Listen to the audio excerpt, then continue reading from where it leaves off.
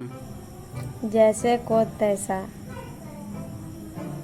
एक दिन एक अमीर व्यवसायी को रास्ते में एक भिखारी भीख मांगता हुआ दिखाई दिया। भिखारी की हालत देखकर व्यवसायी को उस पर दया आ गई। उसने भिखारी से पूछा कि उसकी ऐसी दशा क्यों हुई। भिखारी ने बताया कि उसकी नौकरी छूट गई और कोई दूसरी नौकरी नहीं मिल रही है, जिसके कारण भीख मांगना पड़ रहा है।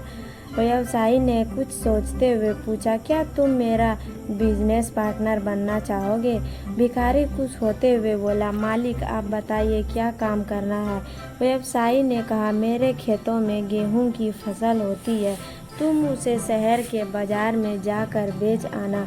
मैं तुम्हें बाजार जाने, वहाँ दुकान, खेलने और रहने खाने का सब खर्चा दूंगा। गेहूं बेचकर तुम जो धन कमाओगे उसे हम दोनों बांट लेंगे। ये सुनकर भिखारी बहुत खुश हो गया और उसने व्यवसायी से पूछा, मालिक आपका बहुत बहुत धन्यवाद, लेकिन बंटवारे का हिसाब क्या होगा? आपका 90% और मेरा 10%। यह सुनकर व्यवसायी ने हंस कहा, नहीं, तुम्हारा 90% और मेरा 10%। मैं तो अमीर हूँ, लेकिन तुम्हारा जीवन सुधर जाए और तुम्हें ईमानदारी और कृतज्ञता का ज्ञान मिले, इसलिए तुम्हें 90% दे रहा हूँ। भिखारी ने खुशी खुशी अगले दिन से काम शुरू कर दिया। गेहूं की फसल अच्छी थी तो महीने भर में उसे अच्छी कमाई मिल गई, लेकिन उसके दिमाग में लालच आ गया।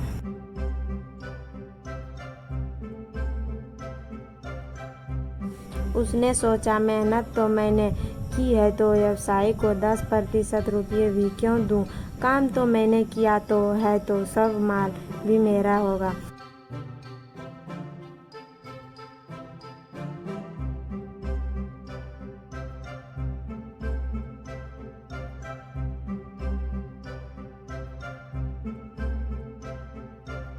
व्यवसायी ने आकर भिखारी से अपना हिस्सा मांगा तो भिखारी ने नाक चढ़ाते हुए कहा, काम सारा मैंने किया तो तुम्हें 10% किस हिसाब की दूं? ये सुनकर व्यवसायी ने मुस्कुराकर कहा, ठीक है, तो मैंने जो मकान तुम्हें रहने के लिए दिया उसका खर्चा मुझे दे दो। बाजार में बैठने के लिए जो दुकान दिया उसका किराया दे दो।